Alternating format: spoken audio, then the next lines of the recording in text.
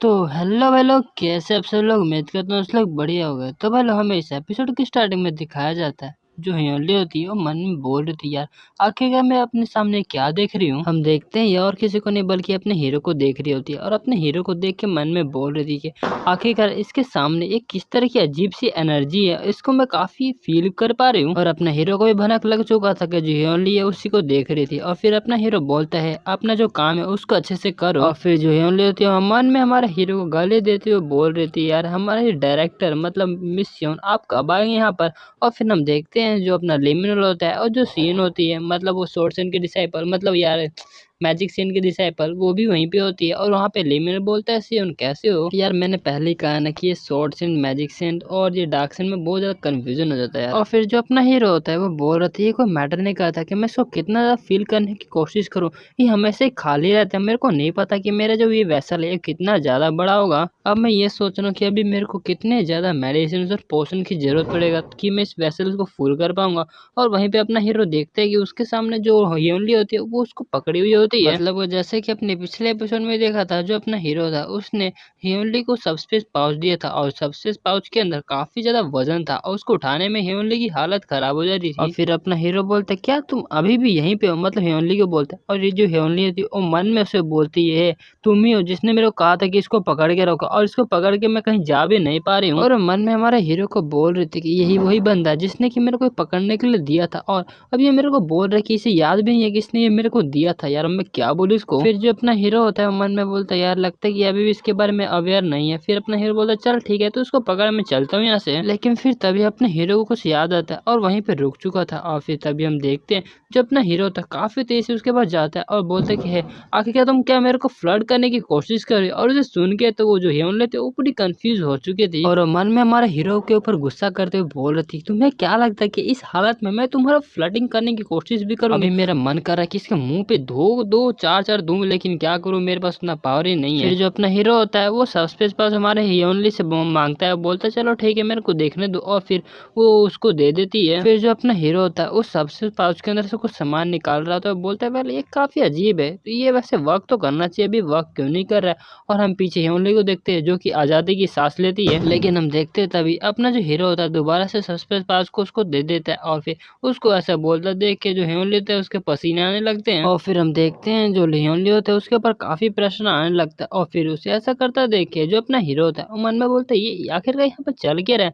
यहाँ पर एनग्रेविंग काम क्यों नहीं कर रहा है। वेल मेरे को समझ में नहीं आ रहा कि आखिरकार जो एनग्रेविंग है वो काम क्यों नहीं कर रहा है। जब तक मैं इसे टच नहीं करता हूँ तब तक कोई भी इसे टच नहीं कर सकता है। फिर अपने हीरो को पहले की बात याद आती है जब अपने हीरो ने अपने ऊपर वो जो सबस्टेंस पाउच था उसका वजन काफी बढ़ा दिया था, तब अपना हीरो उसको हिला भी नहीं पा रहा था। तब एंड में जो मिशन थे उसने उसकी जान बचाई थी और मैं अब सोच रहा हूँ कि उसने उसको पकड़ के उठा भी लिया था। वेल गाइस अगर आपको समझ में नहीं आ रहा कि अपना हीरो क्या कह रहा है तो मैं बता दूं, जैसे कि आपने पिछले के एपिसोड में देखा ही होगा जो अपना हीरो था उसके अलावा उसके सबस्पेस पावर्स को और कोई नहीं पकड़ सकता। और अपना हीरो ऐसे कुछ और केसेस को याद कर रहा था, जैसे कि जो अपना हीरो था जब उसने काफी सारा जो डिवाइन पावर का उसका इस्तेमाल कर लेता था, जो हमारे मेरे अंकल थे और जो मैजिशियन थे वही उसके वेपन को लेके आए थे, जबकि उसके अलावा और उसके वेपन को कोई भी नहीं पकड़ सकता। कहीं ये ऐसा तो नहीं कि जब तक मैं नहीं चाहता तब तक इसको और कोई इस्तेमाल नहीं कर सकता। फिर जो अपना हीरो होता है वो ह्योनली को बताता है कि ह्योनली इसके अंदर से कुछ सामान निकाल के रखो। और जैसे ही जो ह्योनली उसके अंदर से कुछ निकालने लगते हैं तभी उसको काफी बड़ा झटका लगता है और फिर उसको अपना हीरो कंफर्म हो जाता है वेल अच्छा मैं समझ चुका हूँ। और फिर तभी हम देखते हैं वहाँ पर लियोन लिमिनल और हिस्सियोन आ चुके थे और लिमिनल बोल रहे थे हेलो कैप्टन कैसे हो आप। और फिर अपना हीरो भी देखता है बोलता है वाह क्या बात है तुम दोनों एक साथ यहीं पर आ चुके हो। फिर जो सियोन होती है वो बोल रही थी वेल हम दोनों बस अपने ड्रीम अकेडमी के सामने मिले थे। अच्छा मुझे ये बताइए कि आखिर ये लड़की क्या कर रही है यहाँ पर। फिर अपना हीरो बताता है वेल ये जो हियोन है वो हमारे अकेडमी के अंदर ज्वाइन होना चाहती है। ये सुन के जो लिमिनल होता है काफी हैरान हो चुका था और फिर अपने हीरो को बोलता है कि कैप्टन कहीं आप ऐसा तो नहीं सोच रहे हो कि इसको आप अपना डिसेबल बना लोगे। वेल गाइस मेरे कहने का मतलब ये है कि जो अपना हीरो होता है उससे लिमिनल बोल रहा था कि कहीं आप इसको ड्रीम अकेडमी के अंदर इनवाइट तो नहीं करने वाले हो ना। फिर अपना हीरो बोलता है वेल इसको मैं डिसाइड नहीं कर सकता बल्कि इसको मिशन डिसाइड करेंगे। फिर लेमिन बोलता है कि हाँ वैसे ये भी सही है। फिर जो अपना हीरो होता है वो बोलता है हाँ लेमिन मेरे को एक बात याद है, मेरे को तुमको कुछ देना था। फिर उसे सुन के जो लिमिल होता है, क्या क्या देना है आपको? फिर गए जो अपना हीरो होता है वही सेक्रेट बुक निकाल लेता है जिसको कि अपने हीरो को जाक्सन ने दिया होता है, और फिर अपना हीरो बोल रहा था कि इसको तुम्हारे मास्टर ने दिया है तो इसको संभाल कर रखना। फिर उसे देख के जो लिमिल होता है वो काफी खुश हो चुका था और बोल रहा था कि आपका शुक्रिया कैप्टन। फिर जो अपना हीरो होता है विल हंसी हंसते हुए बोल रहा था, वेल मुझे तुम्हें शुक्रिया कहना चाहिए क्योंकि ये जो दोस्त जाक्सेंट है उसने अपने हीरो को काफी सारा पैसा दे दिया। और फिर जो लिमिल होता है बोलता है क्या आपने मेरे को क्यों थैंक यू करना है? और वहीं भी हम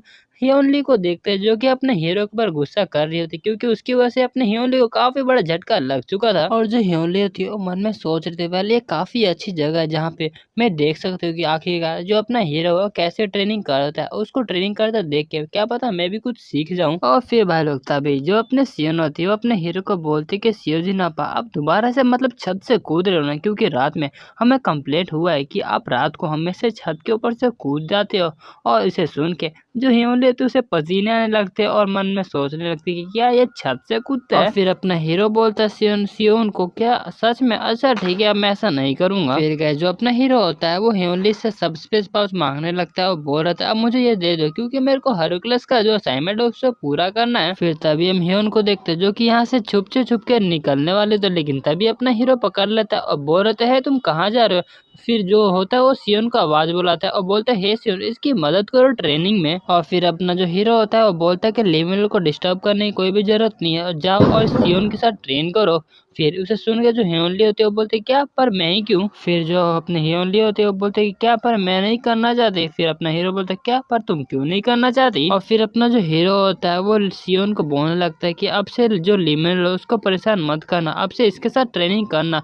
फिर जो सियोन होते बोलते क्या ये सही रहेगा? फिर अपना हीरो बोलता क्या हो क्या बात है, ये प्रॉब्लम की बात हो ना, क्योंकि एटलीस्ट अगर ये इसको ड्रीम एकेडमी के अंदर ज्वाइन होता तो कुछ तो मदद कर ही सकती है ना ये। और फिर अपना हीरो बोल रहा था तो तुम्हें अब जितना भी पावर है इसके साथ लगा दे इसका ट्रेनिंग करने में। और वहीं पे जो सियोन होती है वो मन में सोच रही थी ये काफी स्ट्रिक्ट पर्सन है, क्या ये मेरी हेल्प करेगी ट्रेनिंग के अंदर? और फिर तभी हम देखते हैं जो सियोन होती है वो अपने आसपास से काफी ज्यादा ऑरा वो रिलीज करने लगती है और काफी सारा फ्लेम भी अपने पास बुला लेती है। और फिर सियोन अपने हियोन को बोलती है कि अच्छा ठीक है अब मेरी मदद करना आप मेरे को ट्रेनिंग करने में। और फिर जो हियोनली होती है वो बोलते रुको जनाब मेरे को मेरी बात तो सुनो 2 मिनट। लेकिन तभी हम देखते हैं वहाँ पे काफी बड़ा धमाका हो चुका था और वहीं पे हियोनली बोल रहे थे आखिरकार डायरेक्टर कब आने वाले हैं? और हम अपने हीरो को देखते हैं जो कि अपने ट्रेनिंग में लग चुका था 1 2 3 4। फिर ये हमारा सीन सीधा शिफ्ट होता है प्रो हंटर एसोसिएशन ब्रांच के ऊपर और हम देखते हैं वहाँ पर काफी सारे जो मीडिया वाले होते हैं वो आए हुए होते हैं क्योंकि उनसे काफी सारे सवाल उनके पास होते हैं और उन्हें पूछना होता है। फिर तभी एक बंदा उबासी लेते हुए कह रहा था कि यार ये आधा दिन निकले आखिर ये मीटिंग को कब स्टार्ट होगा? फिर चश्मे वाला बंदा होता है और बोल रहे थे कि अब मैं क्या बोलूं यार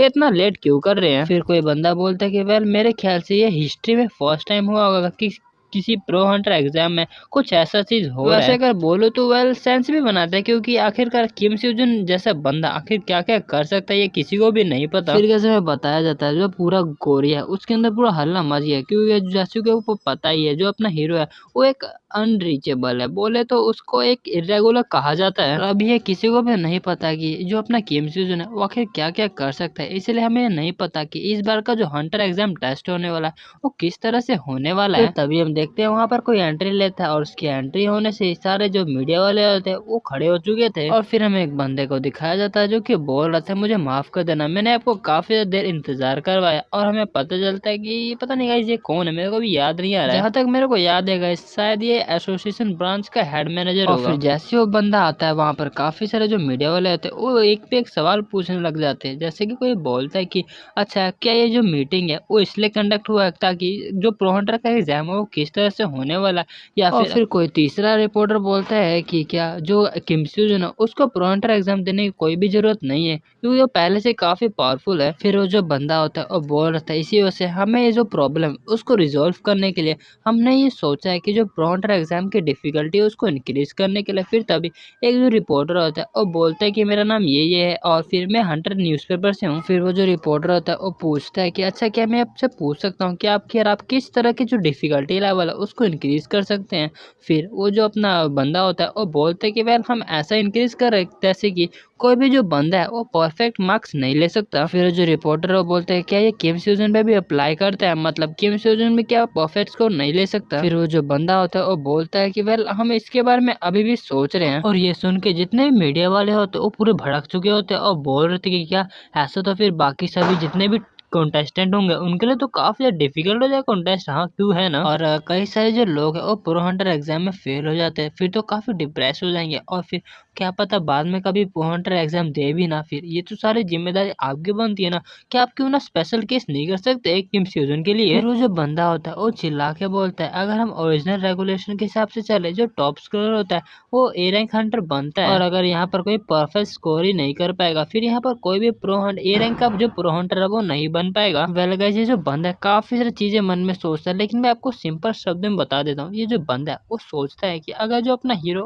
परफेक्ट स्कोर ले लेगा तो बाकी जो गिल्ड है जो जिन्होंने अपने जो बंदे उसको काफी ट्रेन किया है सबकी मेहनत तो पानी में चल जाएगी ना। इसी वजह से जितने भी गिल्ड है वो सभी लोग मेरे पे दबाव डाल रहे ताकि मैं आपका जो जो भी रूल्स है रेगुलेशन उसको चेंज करूं। और जितने भी ए रैंक की गिल्ड है या फिर उससे अबव वाले वो सब यही चाहते हैं कि वो अपने हीरो को अपने गिल्ड के अंदर लाना चाहते हैं, और वो सभी लोग ऐसा नहीं कर पा रहे, मतलब अपने हीरो को अपने गिल्ड में नहीं ले पा रहे। इसी वजह से वो यहाँ का जो डिफिकल्टी लेवल है वो काफी बढ़ा रहे हैं। लेकिन मेरे ख्याल से वो काफी बड़ी गलती कर रहे हैं, क्योंकि उन्हें नहीं पता कि आखिर गेम सीजन किस तरह का बंदा है और उसके अंदर एक ऐसा छुपा हुआ ड्रैगन है जिसका कोई भी सामना नहीं कर सकता। फिर तभी वो बंदा जो होता है वो सबके सामने बोलता है कि अगर इस साल किसी ने भी ए रैंक का हंटर बना तो उसको 5 साल के लिए जो डंजन के अंदर एंट्री है उसे फ्री कर दिया जाएगा। और वो जो बंदा होता है वो मन में सोच रहा था कि जब जो ये किमफ्यूजन है वो प्रो हंटर एग्जाम को देने आएगा तब उसके बाद जो पूरा एरा है वो चेंज हो जाएगा उसके बाद से ही। और हम इस बार का जो प्रो हंटर एग्जाम है उसको पब्लिक करने वाले हैं, और फिर कई लोग हम अगले एपिसोड में देखेंगे कि हमारा हीरो कैसे फाइट करता है। गाइस जैसे कि वो पता ही है ना कि जो दिवाली है वो कल है, इसी वजह से मतलब मैं क्या करूँ घर पे भी काफी ज्यादा काम है वो करना पड़ रहा है। इसी वजह से मेरे ख्याल से जो आज वीडियो वो थोड़ा लेट आएगा लेकिन आ जाएगा। और भाई लोग कल को है दिवाली तो